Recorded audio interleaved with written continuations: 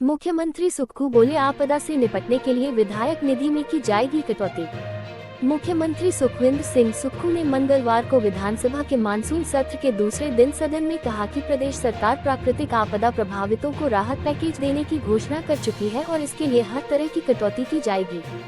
सरकार के पास सीमित बजट है, ऋण भी एक सीमा तक ही ले सकते हैं। सरकार विधायक निधि में कटौती करेगी, तभी आपदा से हुए नुकसान की कुछ भरपाई कर पाएंगे।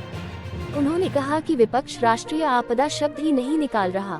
उन्होंने विपक्ष से प्रधानमंत्री नरेंद्र मोदी को पत्र लिखकर प्रदेश में राष्ट्रीय आपदा घोषित कर पीड़ितों के लिए उदार मदद देने का आग्रह किया।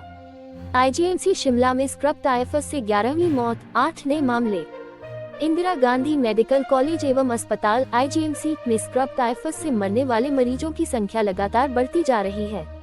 अस्पताल में मंगलवार को 50 साल के व्यक्ति की स्क्रब टाइफस से मौत हो गई। अस्पताल के वरिष्ठ चिकित्सा अधीक्षक डॉक्टर राहुल राव ने इसकी पुष्टि की है। अब तक इस बीमारी से अस्पताल में 11 मरीजों की मौत हो चुकी है। इनमें 3 पुरुष, 1 बच्ची और 7 महिलाएं शामिल हैं। आईजीएमसी में सोलन का रहने वाला मरीज कई दिनों से दाखिल था। यहां पर चिकित्सकों की निगरानी में उसका उपचार चल रहा था, जहां मंगलवार को इसने दम तोड़ दिया। उधर मंगलवार को हजारों मरीज स्क्रब टाइफस के लक्षणों को लेकर अस्पताल में उपचार के लिए आए थे। इनमें 34 मरीजों के सैंपल लेकर जांच के लिए लैब भेजे गए। इनमें 8 की स्क्रब टाइफस रिपोर्ट पॉजिटिव आई है। सभी मरीज शिमला से हैं। अस्पताल में अब तक 1179 मरीजों के सैंपलों की जांच की गई है। इनमें 368 मरीजों की रिपोर्ट पॉजिटिव आई है। चिट्टे के लिए पैसे नहीं दिए तो बेटे ने पिता को पीट दिया, मामला दर्ज। हिमाचल प्रदेश के बिलासपुर जिले के भराड़ी क्षेत्र के एक गाँव में चिट्टे के लिए पैसे न देने पर बेटे ने पिता को पीट दिया। बेटे ने पिता को सड़क पर भी घसीटा और पत्थर मारे। पिता ने बेटे के खिलाफ थाना में शिकायत दर्ज कराई है। मारपीट में घायल पिता ने बेटे से जान का खतरा भी बताया है। पुलिस को दी शिकायत में व्यक्ति ने बताया है कि वह बिजली बोर्ड से सहायक अभियंता के पद से सेवानिवृत्त हुआ है। रविवार सुबह बेटा आया और पैसे मांगने लगा। पैसे न देने पर उसने मारपीट शुरू कर दी। इस दौरान सड़क पर भी घसीटा और पत्थर भी मारे। इस मार से बाजू में गंभीर चोट आई है। शिकायतकर्ता ने बताया कि बेटा नशा करता है और अक्सर नशे के लिए घर से पैसे मांगता है। घर में रोज झगड़ा करता है। वो हर दिन अपनी मां से पैसे लेता है, जिससे वह नशा करता है। पैसे न देने पर जान से मार देने की धमकियां देता है। उधर भराड़ी थाना प्रभारी देवानंद ने बताया कि शिकायत के आधार पर मामला दर्ज कर लिया गया है। मामले की जांच जारी है। चौड़ा मैदान में मांगों को लेकर गरजे जिला परिषद अधिकारी और कर्मचारी। हिमाचल विधानसभा सत्र के दूसरे दिन जिला परिषद, पंचायती राज अधिकारी एवं कर्मचारी महासंघ ने मंगलवार को अपनी मांगों को लेकर चौड़ा मैदान में प्रदर्शन किया। महासंघ की विधानसभा घेराव की योजना थी, लेकिन पुलिस ने प्रदर्शनकारियों को चौड़ा मैदान में ही रोक दिया। इस दौरान प्रदर्शनकारियों ने जमकर नारेबाजी की। महासंघ की मांग है कि जिला परिषद के कर्मचारियों का विभाग में विलय किया जाए। हिमाचल के राशन डिपो से दालें गायब, नहीं पहुंची 22,000 क्विंटल खेत। हिमाचल प्रदेश के राशन डिपो में सार्वजनिक वितरण प्रणाली के तहत मिलने वाली दालों की आपूर्ति सामान्य नहीं हो पाई है। कई डिपो में पिछले 2 माह से ही दालों की किल्लत है। इस माह भी अब तक दालें नहीं पहुंची हैं, जबकि महीना आधा बीत चुका है। अभी स्थिति यह है कि कई जगह इक्का दुक्का दालें मिल भी रही हैं। अब तक प्रदेश में 32,000 क्विंटल दालों की आपूर्ति हो सकी है। 22,000 क्विंटल आपूर्ति बाकी है। राज्य खाद्य आपूर्ति निगम ने इस माह के लिए 54,000 क्विंटल दालों की आपूर्ति की मांग की है। बताया जा रहा है कि पिछले माह दालों के टेंडर देरी के चलते आपूर्ति समय पर नहीं हो पा रही है। निगम का कहना है कि 25 सितंबर तक डिपो में दालों की सप्लाई सामान्य हो जाएगी। बता दें कि सूबे में 19.5 लाख राशन कार्ड धारक हैं।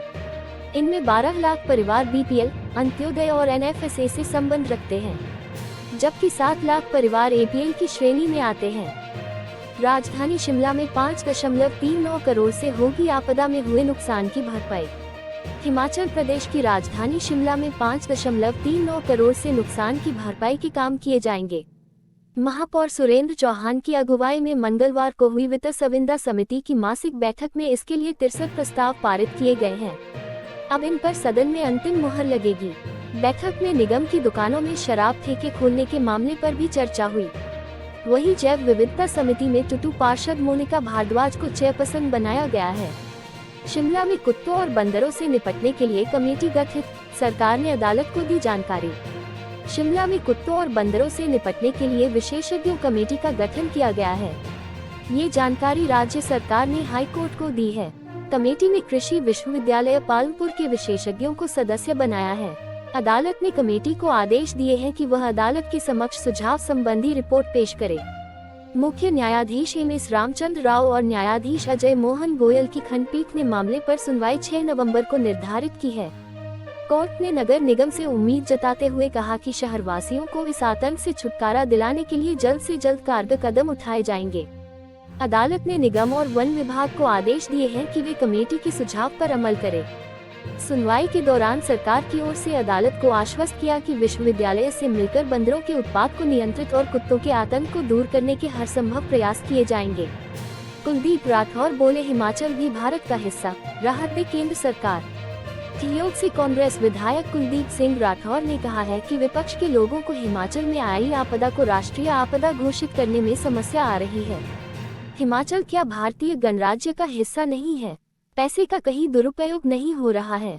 ये बहुत नाजुक वक्त है, लोग हमारी ओर देख रहे हैं। राठौर ने सदन में नियम 102 में चर्चा में भाग लेते हुए कहा कि सत्ता पक्ष और विपक्ष सब मिलकर प्रधानमंत्री के पास जाएं और हिमाचल प्रदेश में इसे राष्ट्रीय आपदा घोषित किया जाए। जब भी देश पर संकट आया है तो देश के लिए हिमाचल का बहुत बड़ा योगदान रहा है। जब भी युद्ध हुए तो सबसे ज्यादा बलिदान प्रदेश ने ही दिए हैं। विपक्ष के साथी लोकसभा चुनाव की ओर न देखें। एक उदाहरण पेश करें कि सब इकट्ठा होकर चलें। हमारी सबसे बड़ी महिमा कभी न गिरने की है, जबकि गिरकर उठने में है। कहीं भी पानी की निकासी की व्यवस्था नहीं है। जो प्राकृतिक नाले थे वे भी बंद कर दिए गए हैं। जो पंचायतों की सड़कें बनी वे खराब हो गयी। बहुत सारी सड़कें अदृश्य हो गई हैं। इन्हें बनाने की जरूरत है। कई जगह बहुत पैसे की जरूरत है। ठियोग विधानसभा क्षेत्र को मुख्यमंत्री मंत्री रोहित ठाकुर और जगत सिंह नेगी ने खूब मदद की है। बद्दी में बैंक का एटीएम तोड़कर 16 लाख उड़ाए। हिमाचल प्रदेश के सोलन जिले के बद्दी ट्रक यूनियन के समीप आईसीआईसीआई बैंक का एटीएम तोड़कर शातिर लाखों रुपए लेकर फरार हो गए। चोरी का पता सुबह चला। जब बैंक कर्मी बैंक में पहुंचे तो उन्होंने शटर टूटा हुआ पाया। उन्होंने तुरंत इसकी सूचना पुलिस को सूचना दी। सूचना मिलते ही बद्दी के डीएसपी प्रियंक गुप्ता और थाना प्रभारी राकेश राय मौके पर पहुंचे। यह एटीएम बैंक को जाने वाले रास्ते में लगा हुआ था। चोर एटीएम से पैसा ले गए, जबकि बैंक में कोई छेड़छाड़ नहीं की। पुलिस के अनुसार चोरी देर रात 2 बजे के आसपास हुई। शातिर गाड़ी में बैठकर आए और शटर तोड़कर अंदर घुसे। एटीएम की ट्रे तोड़कर उसमें पैसा निकाल लिया। बैंक प्रबंधन के अनुसार एटीएम में 16 लाख रुपए थे। सूचना मिलने के बाद फोरेंसिक टीम भी मौके पर पहुंची और सबूत जुटाए।